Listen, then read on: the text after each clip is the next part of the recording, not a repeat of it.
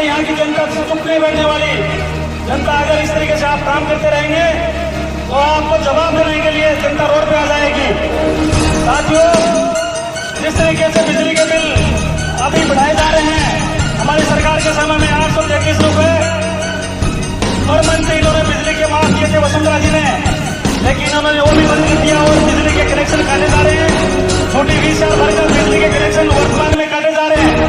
सिंचाई पानी को इन्होंने नहीं दिया, लेकिन जिनके ट्यूबवेल है उनके ट्यूबवेल का पानी भी नहीं देने का काम कर रहे हैं सरकार।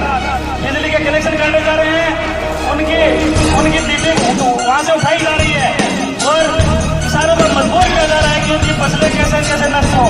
तो मैं साथियों आपके माध्यम से सरकार को चेताना चाहता हूँ, जिस तरीके से हमारे सभी भाइयों ने बोला, प्रधान जी ने, जलंधर जी ने, हमारे जगेंद्र साहब ने, सबने अपने मुद्दे रखे। सरकार को हम कहना चाहेंगे कि समय रहते हुए सरकार चेत जाए। नहीं है ये यहाँ पे जिस तरीके से भ्रष्टाचार चल रहा है, देखो जिस तरीके से कार्य हो रहे, खनन माफिया हो रहे, मैं समझता हूँ कि आने वाला समय किसान रोड पर आकर किसान इस सरकार को बर्खास्त करने का काम करेंगे। मैं आज आपके माध्यम से सरकार को हमारे मंडल अध्यक्ष के माध्यम से ज्ञापन देकर चेताना चाहते हैं। हम सबको बहुत बहुत धन्यवाद। आप सब लोग भारतीय जनता पार्टी की तरफ से पूरे राजस्थान में हल्ला बोल कार्यक्रम के तहत हर उपखंड मुख्यालय पर धरना प्रदर्शन का कार्यक्रम रखा गया था। इसी के तहत प्रदेश के नेतृत्व के निर्देशानुसार भारतीय जनता पार्टी ने यहाँ खाजोड़ा में भी आज मंडल अध्यक्ष जोगिंदर सिंह सिद्धू और सभी कार्यकर्ता प्रधान सब मिलकर एक धरना प्रदर्शन देकर सरकार को आगाह किया कि समय रहते हुए सरकार हमारे जितने भी समस्या हैं क्षेत्र की, पिछले 2-2.5 साल में सरकार ने कोई काम नहीं किया। सरकार सिर्फ अपने आपस के झगड़े में फंसी हुई है। 2 धड़े बने हुए हैं, किसानों के लिए, आम आदमी के लिए, नरेगा में कोई भी किसी भी प्रकार का कार्य हो, कोई काम नहीं हो रहा। महिलाओं को देखा होगा आपने, जिस तरीके से पूरे प्रदेश में कानूनी व्यवस्थाएं चरमरा गई है, रक्षक भक्षक बन रहे हैं। ऐसी स्थिति में सरकार को चेतना चाहिए कि एक रक्षक भक्षक बन जाए और कानून व्यवस्था चरम सीमा पर जिस तरीके से लड़खड़ा रही है, तो सरकार का कोई धर्म नहीं बढ़ता कि सरकार समय रहते हुए इस चीज़ को नहीं कंट्रोल करे। हमारी महिलाएं सुरक्षित नहीं है। पानी की हम बात करें, हमारी सरकार जब थी तो हमने 28 मार्च तक पानी देकर किसानों की फसलें बचाई थी, चाहे 3 में से 1 ग्रुप देकर लास्ट में पानी देना पड़े, हमने फसलें बचाई थी। लेकिन इस सरकार ने डैम में पर्याप्त पानी होते हुए भी सरकार ने पानी नहीं दिया और सरकार इस हमारे किसानों की फसलें बर्बाद हो चुकी हैं।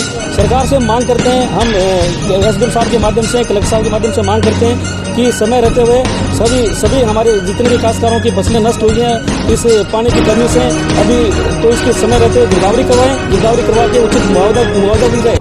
आज मैंने देखा है इस क्षेत्र में कई जगह से फोन आ रहे हैं बार बार कि खेतों में लोगों की जो कृषि कनेक्शन है वो भी काटे जा रहे हैं। ये करके 20,000 भर के और वसूली के नाम से ये कनेक्शन काटे जा रहे हैं। एक तरफ इन्होंने पानी नहीं दिया, दूसरी तरफ इन्होंने जो कृषि कनेक्शन, ट्यूबवेल कनेक्शन है जिससे किसान थोड़ा बहुत पानी लगाकर अपनी फसल को बचा सकता था, वो भी नहीं बचा पा रहा है। कृषि कनेक्शन भी काटे जा रहे हैं। तो सरकार को इस समय जिस तरीके से किसान परेशानी में है, सरकार को ये ऐसे स्टेप नहीं उठाना चाहिए। और मैं कहना चाहूँगा कि समय रहते सरकार जिस तरीके से यहाँ पर खनन माफिया का भी आतंक बढ़ा है, देखो किस तरीके से लोगों को धमका रहे हैं और खनन माफिया भी यहाँ पे पुरजोर तरीके से अवैध खनन कर रहे हैं, वन विभाग की जमीन में काम कर रहे हैं। तो मैं समझता हूँ कि जिस तरीके से भ्रष्टाचार हो रहा है, अराजकता फैली जा रही है, इस पर अंकुश लगाने के लिए हमने आज धरना प्रदर्शन के माध्यम से एक दिन के यहाँ पे सांकेतिक इनको आगाह किया सरकार को और कहा है कि समय रहते हुए किसानों के बारे में बात करें, आम जनता के बारे में बात करें, आपस में झगड़ा न छोड़कर, आपस में झगड़ा छोड़कर हम किसान के लिए जो मांग कर रहे हैं उस पर सरकार ध्यान दें। आम लोगों को प्रधानमंत्री आवास तो दिया जाता है, प्रधानमंत्री आवास देंगे, लेकिन राजस्थान के सरकार ने अभी तक 2 सूची जारी की है, 2021 आ गया और प्रधानमंत्री आवास के तहत आवेदन बंद कर दी। इस प्रकार बिजली का बिल चुकाना भारी पड़ गया है। बिजली के बिल में बार बार बढ़ोतरी की गई और जो किसानों को माफी मिल रही थी बिजली के बिल में, उसको भी सरकार ने काटने का काम किया। किसान की स्थिति देख लीजिए, आज एमएसपी और खरीदने के लिए तैयार, दोनों आपस में खींचातान कर रहे हैं और किसान की आम नागरिक की कोई परवाह नहीं कर रहे हैं। आप लोगों ने देखा होगा, अभी तो सरकार है, इन्होंने पानी आज ही बंद कर दिया। डैम में पानी है लेकिन फिर भी पानी नहीं दे रहे हैं। किसानों की फसलें बर्बाद हो चुकी है। इसी प्रकार का किसान के प्रति, किसान के लिए आपने जो काम किया है, ये अंतिम बारी पानी देने की मांग जो किसानों ने की, आपने पानी नहीं दिया। इसके लिए सरकार से मांग करते हुए किसानों की फसलें खराब हो चुकी है। मैं सरकार से कहना चाहूंगा एसडीएम साहब के माध्यम से कि आप जल्दी से जल्दी इनका फसलों का सर्वे करवा दें।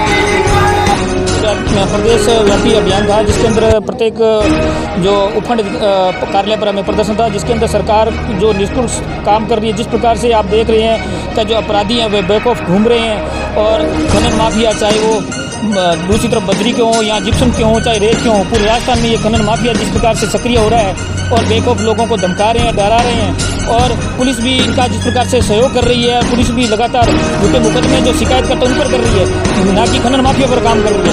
तो इन चीज़ों को लेकर और साथ साथ में जो किसान तो जो अभी दो पानी बारी नहीं मिलने से गेहूँ है, जो चना की फसल है, जो वो पूर्णतः खत्म होगी। हमने मांग की है कि उसका दोबारा जो सर्वे करके उनको मुआवजा दिया जाए।